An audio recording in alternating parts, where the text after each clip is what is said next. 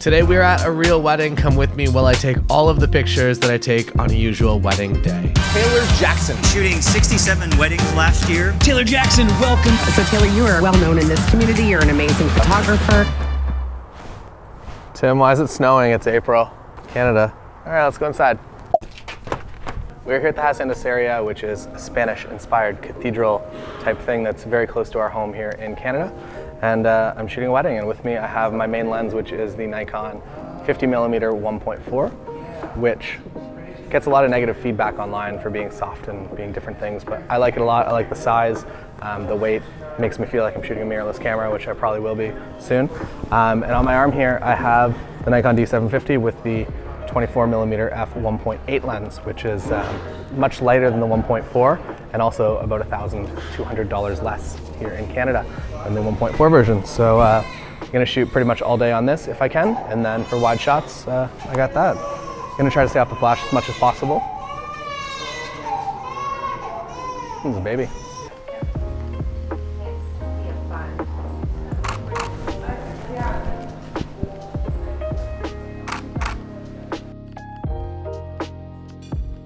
Now we're gonna do some detail shots real quick. All I have is a 50mm lens. I'm just gonna wander around the room and get as many as I can as fast as possible because the ceremony starts in about 40 minutes in the back room. So gonna get that done, then gonna go see the guys, and then gonna go to the ceremony. And then lots gonna happen really fast. I shoot details in live view fairly often. I don't know why, it just feels better. But yeah, I might grab you just for a few quick photos. Sure. And if you want to look off kind of that way, just pretend you're hanging out and I'm not just here photographing you. Candles are lit, which is a good thing. Usually I shoot the room and then they light the candles and I have to come back, which is also my constant dilemma for receptions too, because right now I can go shoot it and it's all clear, but then they're gonna light all the candles and it's gonna completely change it. But at that point, I'm gonna be out doing photos of the bride and groom, so you kind of get what you can when you're only one human. Taylor Jackson camera juggle. The camera juggle is a specialty maneuver that I've... Use one camera as a stabilizer. Yeah, it actually does stabilize quite well, and then you use your bottom finger here to manual focus through live view. And that way you don't have to be one of those photographers that like is laying on the ground or doing ridiculous things, because I don't believe in laying on the center of the aisle. And if you do that, you should stop. So when the officiant shows up, I like talk to him, know if he has any restrictions. I always try to inform them first that it is my #1 goal to not be obtrusive, that I won't be like right over his shoulder, that I'm gonna give the couple space, that the focus should be up on the bride and the groom in the actual ceremony and not the photographer laying down the aisle and doing all kinds of weird stuff. Usually when you approach it from that angle, they don't typically give you too many restrictions. Specifically during the ceremony, I like to have this camera, my backup, actually physically on my person, just in case something happens to this camera, I can quickly switch to this, and also have your settings matched. I try not to juggle too much, but it's just nice having a backup right there rather than in a bag at the back of the room and something happening, you have to jog through the center of the aisle and people to get to your backup gear. But I see a problem that's about to happen, and it's that the sun is slowly setting, and probably in 15-20 minutes the sun is actually going to be going kind of horizontally across the aisle here. So as everybody walks down, there's going to be a good pocket of light, and then they're going to get blasted by sun, and they're going to be back in the good light. So have to prepare and get a longer lens to get them down here, but then also kind of staying conscious to get them up close. So I might actually have to use a 70-200 to kind of deal with that situation. I'm always looking for people that are in good light for candids, because I'm compiling, basically I want to get a shot of every single person that's at the wedding, and during cocktail hour I know it's going to be in a very challenging spot, so when people are in good light, I'm taking their picture today. I guess the little known fact is that you can set these function buttons here to go into DX mode, so if you zoom all the way to 200, I can quickly flip into DX mode, which gives me 300. My pre-game, pre-ceremony check, I basically just make sure all of these little dials are where I want them, because every now and then it's just randomly pushed to manual or pushed that VR is off or something like that, and it causes some strange things. I also make sure that my camera is in continuous focus mode, so that when they're walking down the aisle at me, it actually tracks.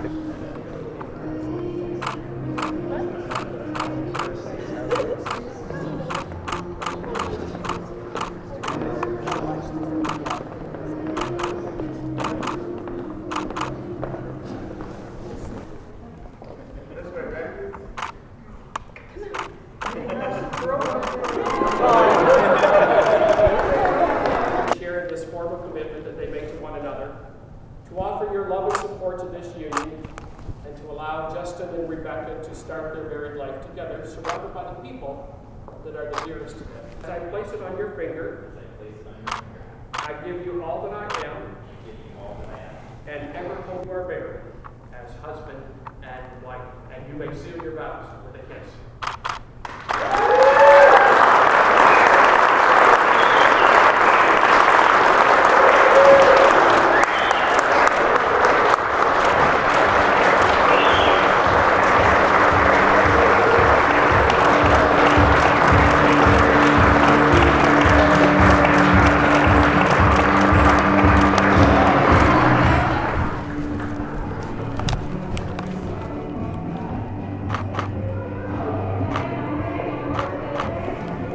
Now we're going to take some family photos.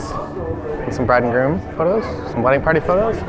Should take about an hour, 20 minutes for each section, hopefully. And we'll probably go back in the ceremony area to do the family photos first, to get them out of the way, get everybody to cocktails, then do the wedding party, get them to cocktails, and then just end up with the bride and groom, hopefully around the perfect time of about an hour before sunset. So should be some good light. I don't think it's gonna work. But if I had the bride and groom right here in this eerie light. It's just gonna get higher though, because it's setting, right? Yeah, so maybe we wait. So we wait for the sun to be here so we don't have to. Does that look cool? It does look cool. And that looks great. And if you want to kiss or something, that's awesome. Cool, very interesting. The hardest part about family formals is actually getting everybody in one spot, and then once that happens, it only takes like 5 minutes.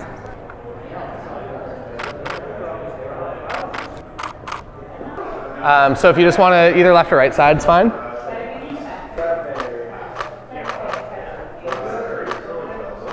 Perfect. All right, you guys can go upstairs and I'll follow you up there. It's not going to work.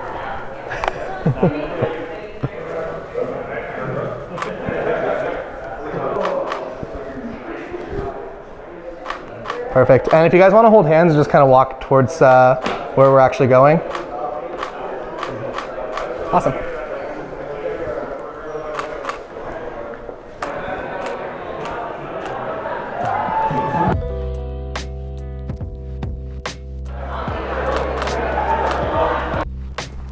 So I'm going to bring you guys right over here. And I'm just going to have you walk at me kind of directly away from the sun. That's awesome.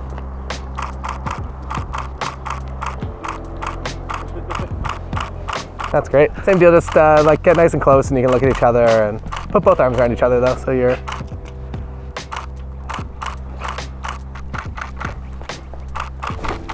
Awesome, those look fantastic.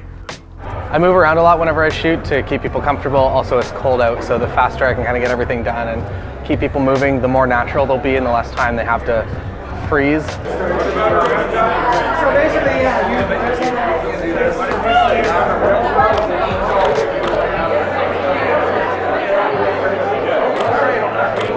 they're about to be introduced, and during introductions, I get the shots of them coming in, but I also get a lot of candids because that's usually when people are clapping and being happy. So any family members are in the good light right now. I'm going to do a quick round kind of each of the tables as people get intro, they get the safe shot, shoot as many candidates as I possibly can, and then get ready for the next person. And that's kind of how I approach this as a solo shooter today.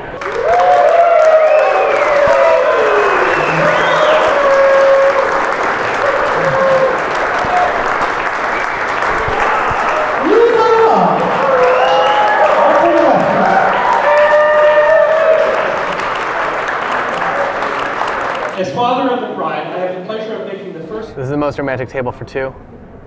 Tim and I, hanging out.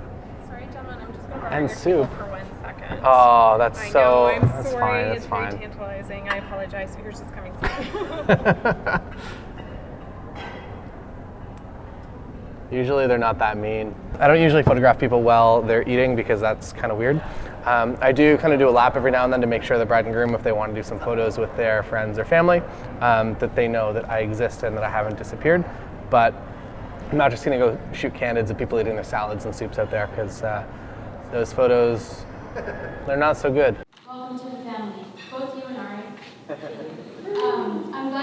So usually at this time, I either set up an off-camera flash or I have a flash on top of my camera with a gel to match whatever the light bulbs are. So in this case, they're incandescent, so I'd have that orange CTO gel on top of my flash. But because of the courtyard lights, it gives this like beautiful, perfect, even lighting all over everything. So I'm not going to use a flash. I'm just going to shoot this. I can punch the ISO to like at least 6400 before I actually get in trouble. Currently I'm down around 2000, which is more than low enough. So I'm just doing the speeches that way. And then once the first dance is started, I'm going to set up an off-camera flash. I don't know if I'll use it, but it's nice to just have the option because sometimes you get some really good quality and direction of light from it that you don't get from the overhead soft lights. So those are my thoughts on this reception. We will be setting up an off-camera light, basically putting this on a light stand. Keep my studio in my trunk, but you have to unlock the car, I guess, to access the trunk. Or so I've been told. And it only opens halfway. Don't buy a Mercedes. It's AMG garbage. But the trunk does close if you do this. Right? I missed it, do it again. So we're gonna go set this up. And I have this CTO gel on top of it. And then I have this cable that's way too long. I'm gonna hook a Pocket Wizard into this and a Pocket Wizard on top of my camera. And I'm gonna set this up and point it at a wall or something that's white because the ceiling is non-existent here. But if I point it at a wall or like a column like this, I'll get this nice kind of three-dimensional light thrown onto the couple during their first dance. Maybe. We'll find out. So the light is very nice in here now, very warm. If you were using an ungelled flash, you would get a very strange, complex color to correct for, depending on where you were standing. But if you have a CTO gel on your flash and all these lights are the same color, it's gonna look good. And this is exactly how you set it up. Step 1, put the flash in. Step 2, turn the flash on. Step 3, plug the flash in. Turn the Pocket Wizard on. That'll do. I never use TTL for anything, so I'm gonna set this up manual and I'm gonna set it at 1/32 power. And I'm gonna bounce it probably off of here.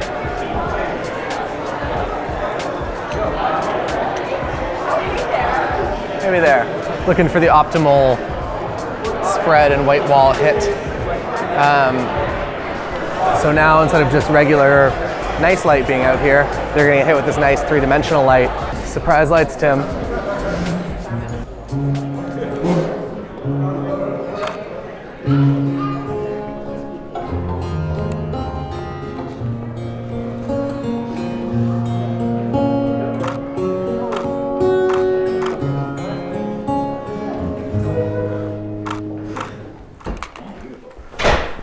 I'm gonna put this down and make sure it is hitting you guys. So I'm gonna have you facing, rotate like 90 degrees, so you're doing that exactly, but yeah, still face each other.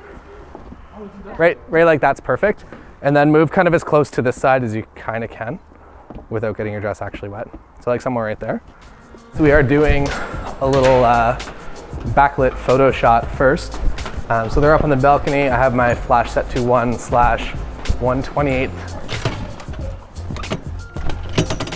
And they are up top, and my Pocket Wizard is firing and lighting them up nicely. And I'm gonna find a good spot.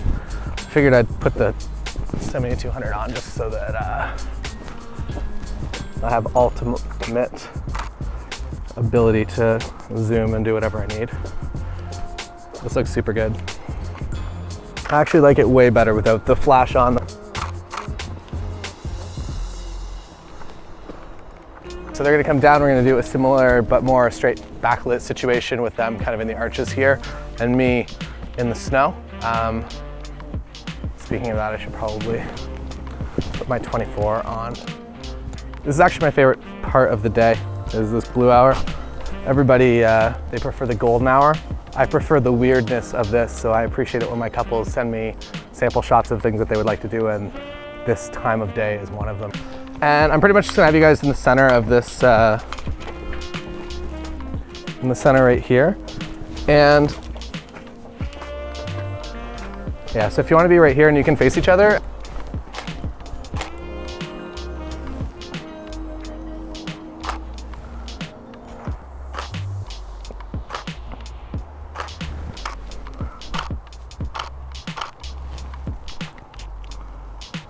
Cool, super happy.